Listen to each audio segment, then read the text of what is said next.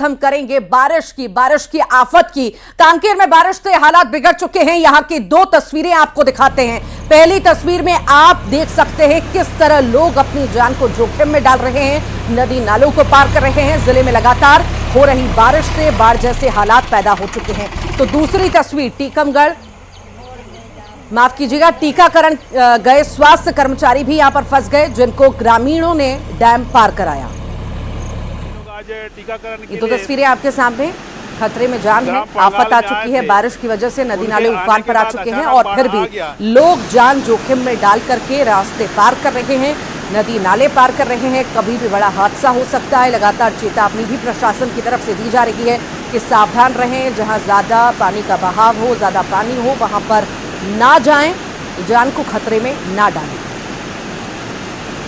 BSF camp तक पानी पहुंच चुका है। ये तस्वीर आपके सामने, पानी ही पानी हर कहीं नजर आ रहा है और कई सारे गांव से संपर्क भी जो है टूट चुका है।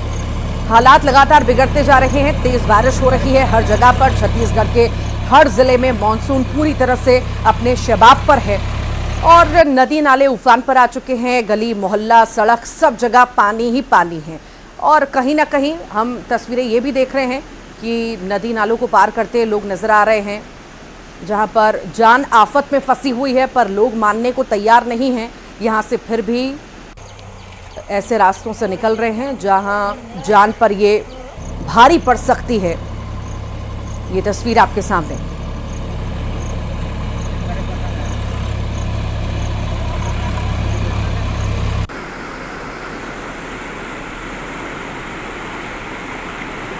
कि भारी बारिश की वजह से कहीं ना कहीं संपर्क भी पूरी तरह से गांव का टूट चुका है। बहुत सारे ऐसे गांव हैं जहां से लोग अब निकल नहीं पा रहे, बाहर तक पहुंच नहीं पा रहे, क्योंकि पानी हर जगह भरा हुआ है। नदी नाले उफान पर तो हैं ही हैं, गली मोहल्ले सड़क सब जगह पानी पानी है और कहीं ना कहीं ये बड़ी मुसीबत, बड़ी परेशानी लोगों के लिए बना हुआ है, क्योंकि संपर्क पूरी तरह से बाहर जाने का लोगों का टूट चुका है।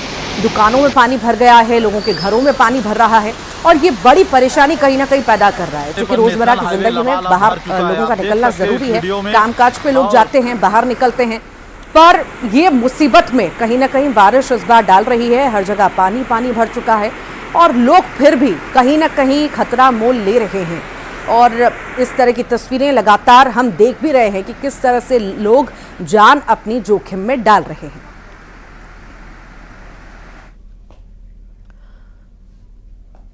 दुर्ग की तस्वीर आपको दिखाते हैं। शिवनाथ नदी में फंसे श्रमिक भारतमाला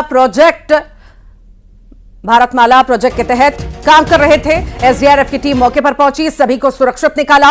लगातार बारिश से शिवनाथ नदी उफान पर है। दुर्ग के महमरा एनीकट में करीब 20 फीट ऊपर से पानी बह रहा है और ऐसे हालात बने हुए हैं। कई सारे लोग यहां पर फंस गए थे, मजदूर फंस गए थे, जिन्हें अब सुरक्षित निकाल लिया गया है टीम के द्वारा। ये एक्सक्लूसिव तस्वीरें इस वक्त आप देख रहे हैं। ज्यादा जानकारी के लिए मिथिलेश हमारे साथ जुड़ गए हैं। मिथिलेश, लगातार तेज बारिश और मानसून पूरी तरह से अपने शबाब पर है, पर जिस तरह का पानी जगह जगह भरा हुआ है, लोग अपनी जान भी जोखिम में डाल रहे हैं।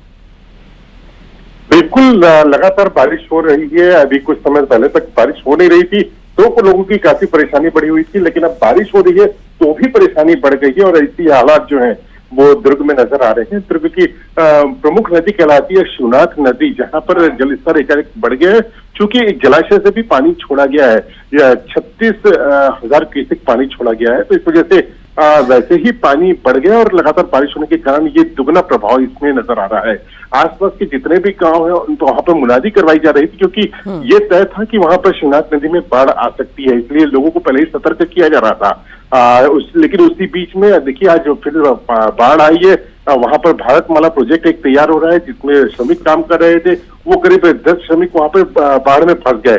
एसडीआरएफ को सूचना मिलने पर तत्काल वहां पर पहुंचा गया और सभी श्रमिकों को सकुशल वापस लाया गया, सभी का रेस्क्यू कर लिया गया, सभी सुरक्षित हैं। लेकिन जिस तरह से लगातार जो बारिश हो रही है और जो बाढ़ का खतरा बना हुआ है, वो बाकी लोगों के लिए भी चिंताजनक विषय है, क्योंकि जो आसपास के क्षेत्र हैं, वो डुबान वाले क्षेत्र, वो जब भी बाढ़ आती है तो वो जब भी जलस्तर बढ़ता है तो वहां पर बाढ़ आने की संकेत मिल जाते हैं, वहाँ बाढ़ आती है। तो ऐसे में लोगों को भी सतर्क रहना पड़ेगा। सतर्क रहना बहुत जरूरी है, क्योंकि अभी तो शुरुआत ही बारिश है, अभी तो और मौसम शबाब पर आएगा, बहुत ज्यादा बारिश होगी, जगह जगह जल भराव की स्थिति भी होगी, तो लोगों को भी सावधान रहना बहुत ज्यादा जरूरी है। बहुत शुक्रिया मिथिलेश।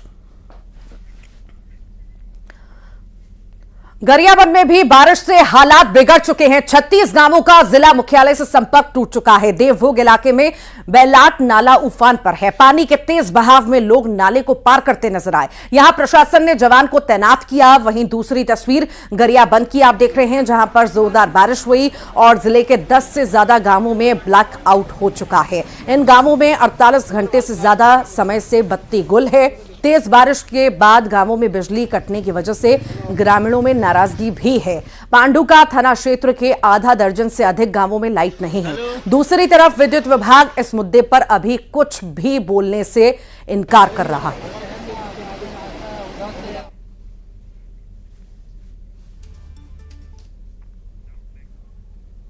बस्तर संभाग में हुई जोरदार बारिश के बाद इंद्रावती नदी का जलस्तर 20 सेंटीमीटर बढ़ चुका है। नदी में जलस्तर खतरे के निशान के करीब पहुंच चुका है।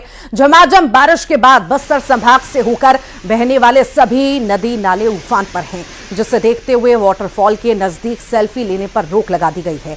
सभी पर्यटन स्थलों पर जवानों को तैनात किया गया। लगातार बढ़ते जलस्तर को देखते हुए चित्रकूट और तीरथगढ़ में लगातार जलस्तर बढ़ रहा है, तो वहीं दूसरी तरफ जगदलपुर शहर से आसपास के गांवों का संपर्क जिला मुख्यालय से कट चुका है।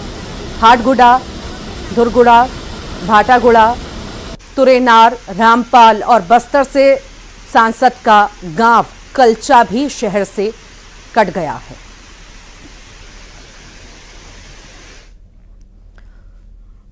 राजनांदगांव जिले में हुई 1 घंटे की झमाझम बारिश ने जिला अस्पताल को जलमग्न कर दिया है। अस्पताल में घुटनों तक पानी भर चुका है। अस्पताल के आईसीयू वार्ड में भी पानी भर चुका है, जहां मशीनों को बेड पर रखा गया, मरीजों को ऊपर वाले वार्ड में शिफ्ट किया गया। पूरे जिले में अस्पताल में पानी ही पानी नजर आया। गौरतलब है कि हर साल मानसून की बारिश में जिला अस्पताल का यही हाल होता है और इस बार भी भारी बारिश की वजह से जिला अस्पताल जलमग्न नजर आया, जिसकी वजह से अस्पताल में भर्ती मरीजों को काफी ज्यादा परेशानियां उठानी पड़ी।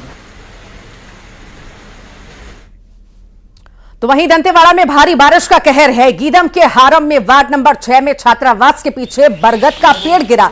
पेड़ गिरने से 4 मकानों को भी नुकसान पहुंचा। पेड़ गिरने से अफरा तफरी मच गई। बाल बाल बच्चे हैं लोग और जो घर में रहते हैं उनकी जान यहां पर बची है। अगर कोई बाहर खड़ा होता पेड़ के नीचे तो बड़ा हादसा यहां पर हो सकता था। तो दुर्ग जिले में पिछले 2 दिनों से हो रही लगातार बारिश ने किसानों के चेहरों पर मुस्कान ला दी है। लगातार हो रही बारिश के कारण मोंगरा जलाशय से 36,000 क्यूसेक पानी शिवनाथ नदी में छोड़ा गया। पानी छोड़ने से शिवनाथ नदी का एनीकट छलक उठा है। यहां आने जाने पर रोक लगा दी गई है। एनीकट के 15 फीट ऊपर तक पानी बह रहा है। एनीकट के 8 गेट खोल दिए गए। शिवनाथ नदी के किनारे के गांवों को भी अलर्ट किया गया। गांवों में मुनादी कराई जा रही है।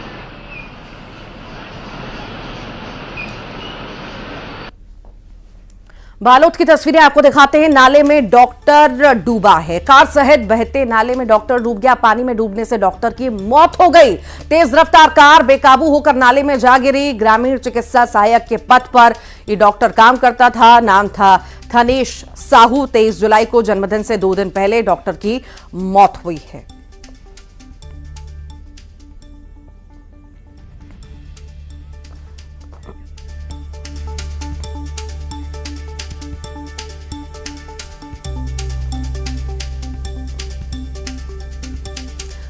और अलग अलग जगह की तस्वीरें हमने आपको दिखाई, किस तरह से हाहाकार मचा हुआ है बारिश की वजह से। अलग अलग जगह की तस्वीरें भी आपको दिखाते हैं और हाल भी जानते हैं अभी क्या हालात बने हुए हैं। जगदलपुर से श्रीनिवास नायडू हमारे साथ जुड़ गए हैं, दंतेवाड़ा से दिनेश गुप्ता, गरियाबंद से शेख इमरान। सबसे पहले जगदलपुर का रुख कर लेते हैं। श्रीनिवास, क्या हालात बने हुए हैं जगदलपुर के? झमाझम बारिश लगातार हो रही है, क्या वहां पर भी नदी नाले उफान पर हैं और लोग परेशान हो रहे हैं, जनजीवन अस्त व्यस्त है? जी बिल्कुल, लगातार बस्तर में हो रही बारिश से जनजीवन तो अस्त व्यस्त हो गया है, वहीं लोगों को काफी परेशानी का सामना भी करना पड़ रहा है। संभाग की बात करें, पूरे संभाग में लगातार बारिश हो रही है और इस बारिश से जो नदी नाले है काफी उफान पर है। सड़क में पानी आ गया, जिससे गांव का संपर्क शहर से टूट चुका है। जगदलपुर की बात करते हैं, जगदलपुर के आसपास जो 6 पंचायतें 6 गांव है, उनका शहर से संपर्क टूट गया है। भेजापदर है, धुरगुड़ा है, हाटगुड़ा है, तुरेनार है, रामपाल है और बस्तर सांसद का जो गांव है कलचा, वो भी संपर्क टूट गया, क्योंकि इंद्रावती का जो पानी है काफी उफान पर है और उसका जल स्तर लगातार बढ़ते जा रहा है। बात करें तो पर्यटन स्थल में भी जो वाटरफॉल है उसका जल स्तर काफी बढ़ गया है और जो पर्यटक आ रहे हैं उनको सेल्फी लेने के लिए मनाही कर दी गई, क्योंकि जल स्तर बढ़ने से खतरा भी बढ़ सकता है। ऐसे में बस्तर कलेक्टर, बस्तर एसपी ने लोगों से हिदायत दी है कि जो बारिश हो रहा है, बारिश में सतर्कता बरते और जो जगदलपुर के जो वार्ड है, जो निचली बस्ती है, वहां का पानी भी बारिश के पानी में भी घरों में चला जा रहा है, जिनसे उनके घर को सामान भी खराब हो गया। तो कह सकते हैं बस्तर में जो बारिश है इन दिनों तांडव मचाया हुआ है और लोगों का हाल बेहाल कर दिया है। जी ठीक, लगातार बने रहिए। दंतेवाड़ा का भी जिक्र करते हैं, दिनेश गुप्ता हमारे साथ जुड़े हुए हैं। दिनेश, आफत में जान यहां पर आ चुकी है, दंतेवाड़ा के भी कुछ ऐसे ही हालात हैं, बताइए कैसे अभी हालात हैं, कितनी बारिश और क्या कुछ कहा जा रहा है मौसम वैज्ञानिकों के द्वारा? जी हाँ, मैं बता दूं, आज जो लगातार हो रही पिछले दिनों से बारिश से जनजीवन अस्त व्यस्त हुआ है। वहीं बीजापुर मार्ग भी संपर्क टूटा है जगदलपुर से, तो वहीं बैलाडीला और दंतेवाड़ा का भी संपर्क टूटा है। इसी बीच आज बैलाडीला से एक बड़ी खबर आई कि एक जो बंगाली कैंप के ऊपर C11 का एक जो डैम है वो टूट गया है। उस डैम के टूटने से रौद्र रूप दिखा वहां पानी का, चारों दिशाओं में लोगों के घर में पानी घुस गया है। आप वीडियो में भी देख सकते हैं कि पानी किस रूप में वहां पहुंचा, पूरा रौद्र रूप अपना लिए हुए हैं और लोगों को चिंताएं बढ़ गई है कि अगर ऐसे ही पानी बरसता रहा और ऐसे ही पानी जैसे आज जो बांध टूटा, इसे हम एक कुदरत का कहर भी बोल सकते हैं। और क्योंकि ये माइनिंग एरिया है, बैलाडीला की खदानें यहाँ पर है और इस खदान से निकला हुआ लाल पानी लोगों के घर में घुस रहा है कहीं ना कहीं। और ये जो बैलाडीला बचेली है ये टाबू में तब्दील होता दिख रहा है। अगर ऐसे ही हालात रहे तो सोचने वाली बात हो जाएगी और लोगों की चिंताएं बढ़ गई है कि अगर पानी नहीं थमा तो हमारा क्या होगा। और बात की जाए बैलाडीला जैसे जो क्षेत्र है जहां पर NMDC का क्षेत्र है, अगर यहां पर माइनिंग का काम रुकता है तो सरकार को लाखों नहीं करोड़ों के नुकसान होंगे पर डे के। इस दृष्टि से भी देखा जाए तो यहाँ एक बहुत बड़ी समस्या दिख रही है। आने वाले दिनों में हो सकता है कल पूरी तरह से टापू में तब्दील हो जाए। अगर पानी नहीं रुका तो बहुत बड़ी बात हो जाएगी, यह देखने वाली बात होगी। और इधर प्रशासन की बात की जाए तो प्रशासन अलर्ट मोड पे है। जितने भी अधिकारी कर्मचारी को निर्देश दे दिया गया है कि वो लोगों से अपील करें कि ऐसी जगह न पहुंचे जहां पर पानी का जल स्तर बढ़ा हुआ है। क्योंकि इंद्रावती नदी, बीजापुर की बात करें तो इंद्रावती नदी है, वो नदी भी अपने जल स्तर के खतरे के निशान से ऊपर चल रही है, जिससे तेलंगाना से और जो पटनम का जो क्षेत्र वो कट गया है और कहीं ना कहीं चिंता बढ़ाने वाली बात नजर आ रही है। जी ठीक। गरियाबंद से शेख इमरान भी हमारे साथ जुड़े हुए हैं। शेख इमरान, आफत आसमान से बरस रही है, आखिर गरियाबंद के कैसे हालात हैं, प्रशासन कितना मुस्तैद है? जी बिल्कुल ऋतु, गरियाबंद का जो देवभोग और मैनपुर क्षेत्र है, यहाँ जो अब बारिश है वो लोगों पर आफत बनकर बरस रही है। जो 36 गांव है उसका जिला मुख्यालय से संपर्क टूट गया है और लोग अपनी जान जोखिम में डालकर नदी को पार करने की कोशिश कर रहे हैं। अब चूंकि जो तमाम जो नदियां हैं, जो मुख्य नदियां गांव को जोड़ने वाली, वो अपने उफान पर है और इसको देखते हुए वहां पर प्रशासन ने जवान को तैनात कर दिया और पूरी तरह से ग्रामीणों को पार करने के लिए प्रतिबंध लगा दिया है। अब पूरा गांव जो है अब टापू बनकर रह गया है। 36 गांव जो है और जरूरत के जो सामान है वो ग्रामीण नहीं ला पा रहे हैं। हालात यह है कि देखिए कि तस्वीरों में देख सकते हैं कि बारिश कितनी ज्यादा हो रही है और लगातार नदियों में जल स्तर बढ़ते जा रहे हैं। इसको लेकर प्रशासन पूरी तरह से अलर्ट मोड पर है। लोगों को सख्त अलर्ट कर रही है कि वो किसी भी हालत में उफनती नदी को पार न करे, क्योंकि हादसे के आशंका को लेकर जवान वहां पर तैनात है। बैनर पोस्टर वहां पर लगा दिया गया है कि उफनती प्रशासन नदी तो को पार मुस्तैदी न दिखा करे। ही रहा है। समझदारी आम लोगों को भी दिखानी होगी कि ऐसे जोखिम भरे रास्तों पे ना जाएं, ना ही अपनी जान को ऐसे दांव पर लगाएं। फिलहाल बहुत शुक्रिया आप सभी का जानकारी साझा करने के लिए, तस्वीरें दिखाने के लिए। आगे बढ़ते हैं, बलौदाबाजार का जिक्र करते हैं। हिंसा मामले में बलौदाबाजार पुलिस कांग्रेस विधायक देवेंद्र यादव से पूछताछ करने के लिए भिलाई पहुंची है और इसी दौरान देवेंद्र यादव अपने निवास पर मौजूद नहीं थे, जिसके बाद पुलिस ने पंचनामा तैयार किया, वापस लौट आई। पुलिस कांग्रेस विधायक को 3 नोटिस दे चुकी है, लेकिन वो पूछताछ के लिए अब तक नहीं पहुंचे।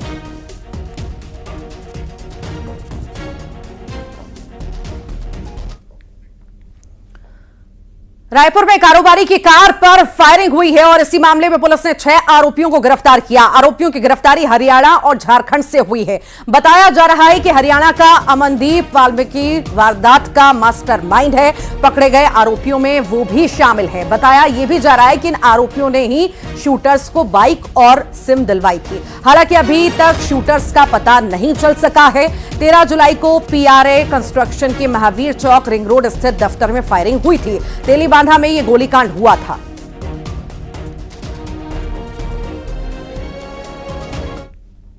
अंतर्गत 13 जुलाई के प्रातः 11 बजे के आसपास पीआरए कंपनी के ऑफिस के सामने गोली चालन की घटना हुई थी। तो 2 लोगों ने मोटरसाइकिल प्रोवाइड कराई थी चोरी करके जो शूटरों को, और एक ने उनके अकाउंट में पैसा डाला था। तो इस प्रकार से 3 लोग झारखंड के गिरफ्तार हुए हैं और 3 हरियाणा से, जिसमें मुख्य मास्टरमाइंड है अमनदीप वाल्मीकि और उसके साथी लक्ष्मण और रवि। रवि ने अपने नाम से सिम मुहैया कराया उसी दौरान घटना कारित करने के लिए और उनको प्रोवाइड कराया जो शूटर्स थे उनको। तो इस प्रकार से अभी 6 लोगों को गिरफ्तार किया गया है, जिसमें एक को रिमांड ले। पेंड्रा का जिक्र करेंगे। अवैध संबंध की वजह से पति ने पत्नी को चाकू से गोदकर मार डाला। मामला पेंड्रा थाना क्षेत्र के गिरारी गांव का है। बता दें, जमील खान को पत्नी जुबैदा पर पड़ोस में रहने वाले शख्स से अवैध संबंध का शक था। गुस्साए पति ने पत्नी को मौत के घाट उतार दिया। कुछ दिन पहले से जमील खान और अशोक के बीच इस बात को लेकर विवाद भी था। दोनों के बीच बहस हुई। इसके बाद जमील पर घर जाकर अपनी पत्नी से विवाद और मारपीट करने लगा। पत्नी के विरोध करने पर जमील ने जुबैदा को धारदार हथियार से मौत के घाट उतार दिया। पुलिस ने आरोपी को गिरफ्तार कर लिया।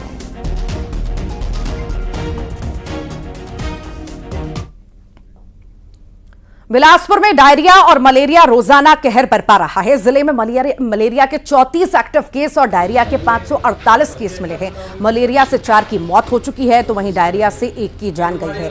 कुल 582 मरीज हैं, जिसमें से अब तक 5 लोगों ने दम तोड़ दिया।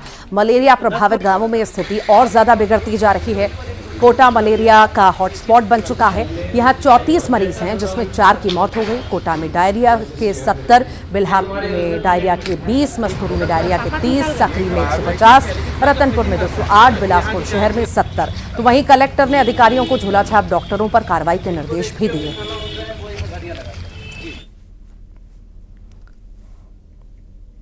अंबिकापुर में बोलेरो ने महिला को रौंद दिया। हादसे में महिला की माफ कीजिएगा, घायल हो गई बुरी तरह से महिला को मेडिकल कॉलेज अस्पताल में भर्ती कराया गया।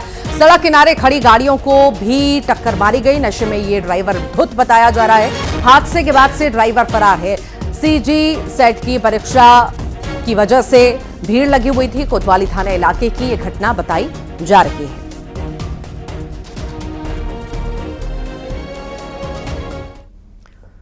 कोंडागांव में गौ तस्करी को लेकर बड़ी कार्रवाई देखने को मिली है। पुलिस ने 3 गौ तस्करों को गिरफ्तार किया। गौ तस्करों के कब्जे से 93 मवेशी छुड़ाए गए हैं। मवेशियों को ओडिशा लेकर ये तस्कर जा रहे थे। तो गौ तस्करी को लेकर ये बड़ी कार्रवाई देखने को मिली है। बता दें आपको, मवेशियों को ओडिशा लेकर जाया जा रहा था और इसी बीच दबिश दी गई पुलिस के द्वारा। बड़ी कार्रवाई को अंजाम दिया गया। साथ ही साथ 3 गौ तस्करों को गिरफ्तार भी किया गया। 93 मवेशी भी छुड़ाए गए इनके कब्जे से।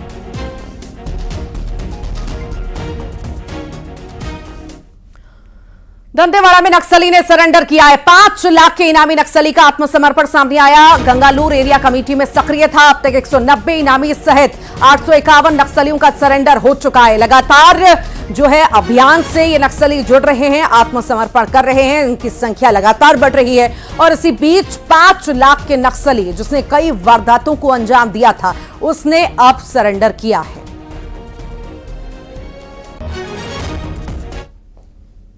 मुंगेली में शराब फैक्ट्री से फैले प्रदूषण से लाखों मछलियां और मवेशियों की मौत के मामले पर हाईकोर्ट ने स्वतः संज्ञान लिया है। कल मामले की सुनवाई होगी। हाईकोर्ट ने आबकारी पर्यावरण विभाग के सचिव, मुंगेली कलेक्टर, एसपी, आबकारी आयुक्त समेत 7 लोगों को पक्षकार बनाया और इन अफसरों से जवाब भी मांगा है।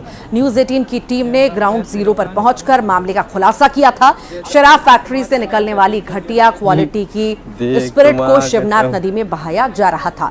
गांव वालों ने भी कई बार इस बारे में जिला प्रशासन से शिकायत की थी। सीएम विष्णुदेव साय बालोद के दौरे पर रहे। यहां उन्होंने पाटेश्वर धाम में माता कौशल्या का पूजा अर्चन किया। संत राम जानकी दास की समाधि पर मत्था टेक कर आशीर्वाद लिया और आधार स्थल पर रुद्राक्ष का पौधा लगाया। उन्होंने कहा कि आज गुरु पूर्णिमा के दिन इस पवित्र स्थल पर पहुंचा हूं। वैसे मैं कई दफे आ चुका हूं, जब भी आता हूं एक अलग अनुभूति होती है। सनातन धर्म को मजबूत करने के लिए संतों का महत्वपूर्ण योगदान रहता है। वहीं श्रद्धालुओं के मांगों को पूरा करने की घोषणा भी की।